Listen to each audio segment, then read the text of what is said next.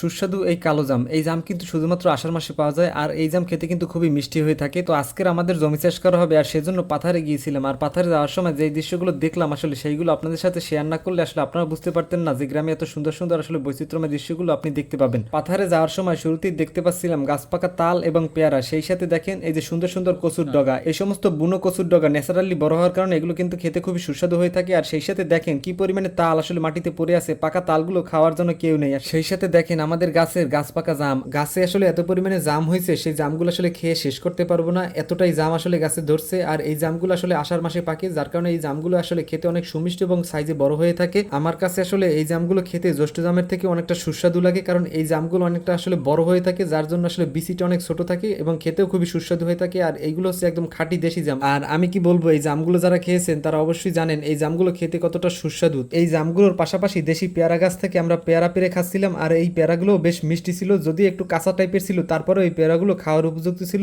এবং এই পেয়ারাগুলো পর্যাপ্ত পরিমাণে ছিল এই গাছগুলোতে। আর কিছু পরিমাণে পেয়ারা আমরা এখান থেকে খাবো, আর বাদবাকি পেয়ারা এবং জামগুলো এই গাছেই থেকে যাবে। এই কোলা বা পাথারে থাকা যে পাখিগুলো আছে ওরাই আসলে এগুলো খাবে, এগুলোই ওদের রিজিক। আর এই জামগুলো পেরে তারপরে খেতে খেতে আমরা বাড়ির দিকে যাচ্ছিলাম। তো আমাদের এই ধরনের দৈনন্দিন জীবনযাত্রার ভিডিওগুলো দেখতে যারা পছন্দ করেন তারা অবশ্যই কমেন্টসে আপনার মতামত জানাবেন। সেই সাথে এতক্ষণ কষ্ট করে আমাদের ভিডিওটা যারা দেখলেন সবাইকে অসংখ্য ধন্যবাদ।